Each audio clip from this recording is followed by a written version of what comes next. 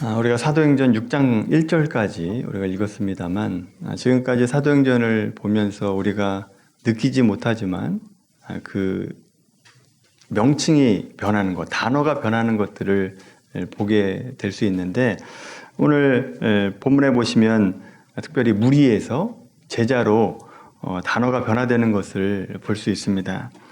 먼저 4장 4절 말씀, 사도행전 4장 4절 말씀을 한번 보시죠. 사도행전 4장 4절 말씀 같이 읽겠습니다. 말씀을 들은 사람 중에 믿는 자가 많으니 남자의 수가 약 5천이나 되었더라. 아멘. 믿는 자의 수가 많았고 남자의 수가 5천이나 되었다라고 말하고 있습니다. 이어서 사도행전 4장 31절 말씀 보시죠. 사도행전 4장 31절 같이 읽겠습니다. 빌기를 다음에 모인 곳이 진동하더니 무리가 다 성령이 충만하여 담대히 하나님의 말씀을 전하니라. 아멘. 무리가 다 성령을 충만함을 받았다라고 얘기하면서 무리라고 하는 단어가 나오는 것을 보게 되죠. 이어서 사도행전 5장 14절 말씀 한번 보십시오. 사도행전 5장 14절 말씀입니다. 같이 읽습니다. 믿고 주께 나오는 자가 더 많으니 남녀의 큰 무리더라. 아멘. 여기서도 무리라고 얘기하고 있는데 한 가지 변화된 점이 있다면 여자가 포함되어 있다라고 하는 것을 보게 되죠. 자, 그리고 이제 사도행전 6장 1절 말씀 보십시오. 사도행전 6장 1절 읽습니다. 그때에 제자가 더 많아졌는데 헬라파 유대인들이 자기의 과부들이 매일의 구제에 빠짐으로 히브리파 사람을 원망하니. 아멘. 자, 여기서부터 무리에서 제자라고 하는 단어로 바뀌는 것을 보게 됩니다. 자, 사도행전 5장 14절까지 말씀 보시면 무리라고 되어 있는데 6장 1절에 들어가면서 제자로 바뀌었다라고 한다면 그 중간 5장 14절부터 6장 1절까지 그 사이에 어떤 내용이 있었는가라고 하는 것을 보면 어떻게 무리가 제자가 될 수 있는가라고 하는 것을 알 수 있습니다. 자, 5장 18절 말씀 보십시오. 사도행전 5장 18절. 자, 사도들이 옥에 갇히게 되면서 핍박을 받습니다. 자, 그런데 5장 19절부터 21절까지 말씀 보시면 옥에 갇혀 있는 사도들에게 주의 사자가 나타나서 그들을 끌어내서, 그것도 새벽에 성전에 가서 예수 그리스도의 복음을 전하라라고 하는 명령을 하시죠. 자, 그 명령을 받고 그 말씀에 순종해서 성전 앞에 가서 말씀을 전하는 것을 보게 됩니다. 자, 그러자 26절 말씀 보시면 성전에 가르치는 것 때문에 또다시 잡혀가게 되죠. 그리고 대제사장이 예수의 이름으로 가르치지 말라라고 협박하는데도 불구하고 베드로와 사도들이 뭐라고 대답하고 있는가? 29절 말씀 보십시오. 29절, 사도행전 5장 29절 읽습니다. 시작. 베드로와 사도들이 대답하여 이르되 사람보다 하나님께 순종하는 것이 마땅하니라. 아멘. 여기 보시면 무리에서 제자로 바뀌는 가운데 핍박이 있었고 그 핍박 가운데서도 하나님 말씀에 철저하게 순종하고 있는 제자들의 모습을 보게 되죠. 여러분, 복음을 전하는 것 때문에 갇혔는데 풀어졌는데 또다시 복음을 전하라 라고 한다면 복음 전하는 것이 쉽지가 않습니다. 또다시 잡혀갈 위험이 있다라고 하는 거죠. 근데 그런 위험을 무릅쓰고 그 말씀에 순종하는 모습을 보게 됩니다. 자, 그리고 40절 말씀 보시면 그들을 어떻게 할 수 없어서 사도들을 때린 후에 예수님의 이름으로 말하지 말라라고 명령하고 협박한 다음에 놓아주게 됩니다. 여러분, 여기서 때렸다라고 하는 것은 율법에 의하면 40에 하나 가만 39대를 맞았다는 얘기입니다. 그런데 기가 막힌 것은 이런 핍박과 매맞음에도 불구하고 41절 말씀 보시면 기쁘게 생각했다라고 말하고 있죠. 여러분, 왜 매를 맞고 옥에 갇히고 수모를 당하는데 왜 기뻤다라고 얘기하겠습니까? 예수님의 이름으로 핍박받는 것을 자기가 세상에 속하지 않는 것이다라고 하는 증거로 삼았기 때문에 그렇습니다. 그리고 비로소 이런 핍박을 당하는 내가 비로소 하나님의 사람이 되었구나라고 하는 증거를 얻었기 때문에 제자들은 사도들은 기뻐했다라고 하는 것입니다. 자, 그 일을 한 이후에 보시면 42절 말씀 보십시오. 42절 같이 읽어볼까요? 시작. 그들이 날마다 성전에 있든지 집에 있든지 예수는 그리스도라고 가르치기와 전도하기를 그치지 아니하니라. 아멘. 성전에 모이든지 가정에서 모이든지 말씀을 가르치고 예수는 그리스도라고 하는 것을 전했다라고 하는 겁니다. 결국 그렇게 했던 무리들이 6장 1절에 가시면 드디어 제자다라고 불림을 받게 된다라고 하는 거죠. 여러분, 중요한 것이 무리가 많아졌다라고 하는 것이 아니라 제자가 더 많아졌다라고 말씀하고 있습니다. 여러분, 오늘날 교회가 목적하는 것이 바로 이것이 돼야 됩니다. 무리를 많게 하는 교회가 아니라 제자가 많아지는 교회가 돼야 된다라고 하는 것입니다. 진정한 부흥이라고 하는 것은 결국 사람이 많은 교회가 되는 것이 아니라 제자들이 많아지는 교회, 그런 교회가 진정한 부흥에 임하는 교회다라고 말할 수 있는 것이죠. 여러분, 우리 교회가 이런 교회가 되길 바랍니다. 모든 민족으로 제자를 삼으라 라고 얘기했던 예수님의 그 명령을 받아서 우리 교회도 제자가 많아지는 교회가 되기를 바랍니다. 자, 그러면 구체적으로 어떻게 오늘 본문의 사람들처럼 이 제자들이 어떻게 제자로 불림받았는가 라고 하는 것을 우리가 살펴봐야 되는데, 예수님께서 말씀하시는 것을 보면서 제자가 되기 위해서 어떤 마음 자세, 어떤 행동을 해야 되는가 라고 하는 것을 한번 살펴보도록 하겠습니다. 누가복음 9장 말씀입니다. 누가복음 9장 57절 말씀입니다.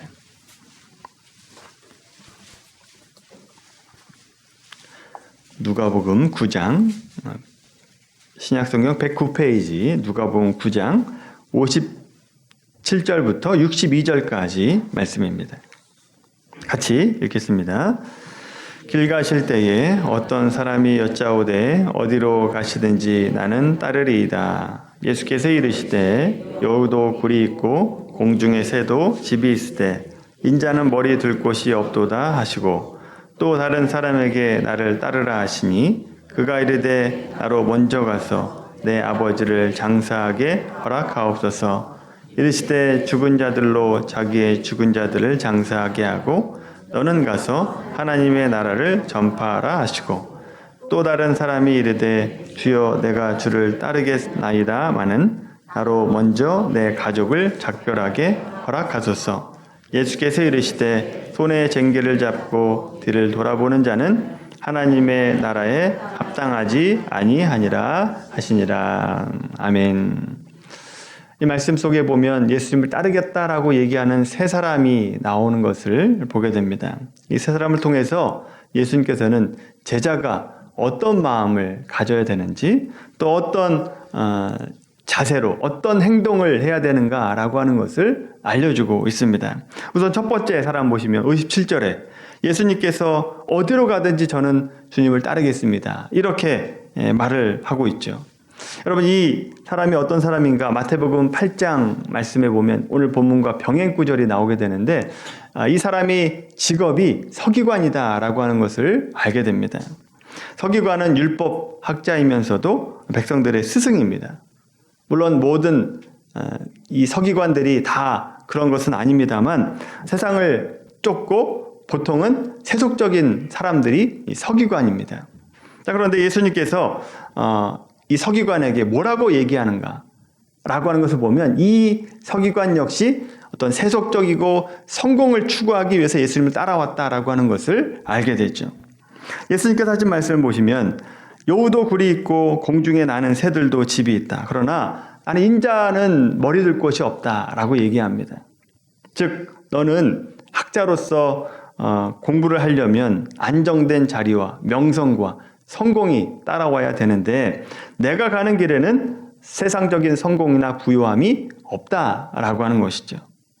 결국 예수님께서 하시는 말씀이 이런 겁니다. 무리라고 불리는 사람들은 예수님을 통해서 어떤 세상의 부와 성공을 추구하는 사람이 무리라고 한다면, 제자는 어떤 사람인가? 예수님의 말씀 자체를 기뻐하고 그 말씀에 순종하는 자가 제자다라고 하는 것입니다. 그래서 무리는 얻을 것이 없으면 두말 없이 뒤를 돌아서 다른 길로 가게 되죠. 그럼 대표적인 것이 예수님께서 십자가에 못 박을 때 무리와 제자가 확연히 나눠지는 것을 보게 되죠. 예수님께서 입성하실 때 사람들이 모여서 호산나 다윗의 자손이여 라고 하면서 예수님을 환호했습니다.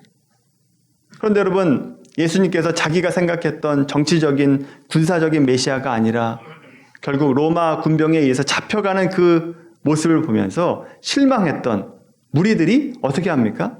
다 뿔뿔이 도망가게 되는 것을 보게 되죠. 여러분, 그들은 제자가 아니라 무리였습니다. 예수님을 통해서 무엇을 얻고자 했던 사람이었다라고 하는 거죠. 근데 여러분, 오늘 본문에 보시면 무리에서 제자가 된 사람들의 모습을 보십시오. 세상적인 것을 얻지 못합니다. 오히려 핍박과 환난이 오죠. 그럼에도 불구하고 기쁨으로 여깁니다. 어떻게 그렇게 됐습니까? 예수님 말씀 자체를 기뻐하고 그 말씀에 순종하는 자가 되었기 때문에 그렇다라고 하는 거죠. 따라서 여러분, 제자는 말씀에 순종하는 자가 되어야 됩니다. 예수님을 통해서 무엇을 얻으려고 하는 자가 아니라 예수님 자체를 기뻐하고 즐거워하는 자가 제자다라고 하는 것입니다. 두 번째 사람 59절 말씀 보십시오. 주여, 제가 주를 따라가겠지만 먼저 가서 저의 늙은 아버지를 장사를 지내고 와서 따라가겠습니다. 이런 얘기를 하고 있습니다. 이 말씀을 읽는 많은 분들이 오해를 하고 있는데, 이 말씀은 믿는 사람들은 자기 부모를 돌보지 말아야 된다, 돌보지 않아도 된다, 이런 뜻으로 말씀하시는 것이 아닙니다. 예수님은 고르반 전통을 얘기하면서 유대인들이 너희들이 이 유대 율법을 지키려고 너희 부모를 버리지 않냐, 그러면서 너희는 그렇게 하면 안 된다라고 말하는 것을 보게 됩니다. 자, 그런데 오늘 본문에 보시면 이렇게 말씀하시는 이유가 무엇인가를 잘 살펴야 됩니다. 두 번째 사람이 와서 한 말은, 주님, 제가 잠깐 가서 우리 부모님의 장례를 지내고 오겠습니다, 이런 얘기를 하는 것이 아닙니다. 제 부친을 장사하게 하소서. 이 말은 제 부친이 살아있을 동안에 잘 섬기고 봉양하다가 자식된 도리를 다 하다가 아버지가 돌아가시면 그때 장사를 지내고 그때 비로소 주님을 따르겠습니다 라고 한 얘기입니다. 그래서 여러분, 지금 이 사람이 돌아가면 언제 올지 모릅니다. 언제 아버지가 돌아가실지 모르기 때문에 그렇죠. 이에 대해서 예수님은 죽은 자들로 자기의 죽은 자들을 장사하게 하고 너는 가서 하나님 나라를 전파하라 라고 얘기하죠. 무엇이 우선순위인지를 분별하라 라고 한 얘기입니다. 여러분, 이때가 언제인지가 중요합니다. 예수님께서 이 말씀을 하실 때는 이제 공생의 기간이 6개월 정도 남아있을 때입니다. 그리고 십자가를 지기 위해서 예루살렘으로 출발했을 때입니다. 그리고 예수님께서 지금 이 말씀을 하시고 난 다음에 어떤 사역에 집중하느냐 하면 요단 동편 땅, 베레아 지역 땅에 전도를 하려고 가십니다. 이 베레아 땅은 말씀하시는데, 베레아 땅은 예수 그리스도를 믿는 자들이 많다, 하나님의 백성 될 사람들이 많은데 한 번도 거기에서는 복음을 전하지 않은 땅이었다라고 하는 거죠. 그래서 여러분, 지금 제일 급박한 게 뭡니까? 베레아 지역에 전도하는 겁니다. 하나님 나라의 말씀을 전파하는 것이 가장 중요한 때다라고 하는 거죠. 더군다나 이 두 번째 사람은 마태복음 8장 말씀을 참고하시면 이미 제자로 불림받는 사람입니다. 그런데 이때에, 이 중요한 시기에, 얼마 남지 않은 이 시기에 복음을 전하는 것이 아니라 부모님을 공양하고 오겠다, 장사를 지낼 때까지 내가 부모님을 지키고 오겠다 라고 하는 것은 말이 안 된다라고 하는 것이죠. 따라서 이 두 번째 사람을 통해서 우리에게 말씀하시는 것은 급한 것과 그렇지 않은 것을 분별할 수 있어야 된다라고 하는 겁니다. 우선순위를 옳게 분별하는 지혜가 필요하다라고 하는 것이죠. 그래서 오늘 본문으로 돌아와 보시면 제자들은 무엇이 우선순위인지를 분명히 알았습니다. 사도행전 5장 29절 말씀 보십시오. 5장 29절 말씀 보시면 사람보다 하나님께 순종하는 것이 마땅하다라고 대답하죠. 무엇이 먼저인지를 알았다라고 하는 것입니다. 여러분, 제자로 불림받으려면 무엇이 우선순위인지를 알아야 됩니다. 뭐가 먼저고 뭐가 나중인지를 알아야 된다라고 하는 것이죠. 그런 지혜가 우리에게 있게 되기를 바랍니다. 세 번째 사람 61절 말씀 보십시오. 주여 주를 따라가겠습니다만 먼저 가서 식구들에게 작별 인사하고 오겠습니다 라고 말하고 있죠. 여러분, 이 말씀 역시 예수님을 믿는 자들은 가족을 소홀히 해도 된다, 그런 뜻으로 말씀하시는 것이 아닙니다.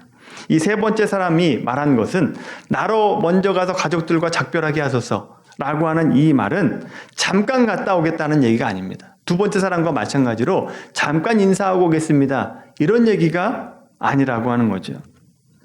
예수님을 잘 따라오다가 지금 분위기를 보니까 지금 예수님 따라가면 언제 돌아올지를 모르겠다라는 생각을 하게 된 겁니다.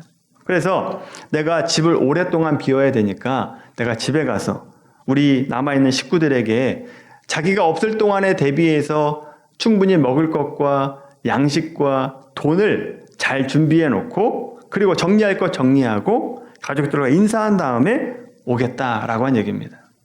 따라서 이 세 번째 사람도 지금 가면 언제 올지 모르는 사람이다라고 하는 것이죠. 그러니까 예수님께서 손에 쟁기를 잡고 뒤를 돌아보는 자는 하나님 나라에 합당하지 않다라고 말합니다. 여러분, 이 뜻이 무슨 뜻인지 잘 생각해야 됩니다. 이 쟁기질이라고 하는 것은 농사를 짓기 위해서 밭을 한번 뒤집어 엎는 거 아닙니까? 이 쟁기질이라고 하는 것은 전쟁 때 할 수 있는 것이 아닙니다. 그러니까 평상시에 하는 일이다라고 하는 거죠. 왜냐하면 농사라고 하는 것은 심고 자라게 하고 거두게 하는 그 일련의 과정을 얘기하는 거다라고 하는 거죠. 그러니까 장기적인 안목을 가지고 있어야만 농사를 지을 수 있게 된다라고 하는 겁니다. 그리고 쟁기질 할 때 보면 앞을 잘 보고 해야죠. 앞을 잘 보고 하지 않으면 삐뚤어지게 된다라고 하는 겁니다. 그래서 예수님께서 이 쟁기질 하는 사람을 통해서 우리에게 하시는 말씀은 제자의 기본 자세, 평상시의 마음 자세, 행동이 어떠해야 되는가라고 하는 것을 알려주고 있는 겁니다. 쟁기질을 앞을 보고 해야 되듯이 제자는 예수님을 표대로 해서 예수님을 바라보는 자가 돼야 된다라고 하는 얘기입니다. 다른데 좌우로 살펴보는 자가 되면 안 된다라고 하는 거죠. 그런 점에서 안타까운 사람들은 누구냐? 예수님을 믿는다라고 하면서 뒤를 돌아보는 자들입니다.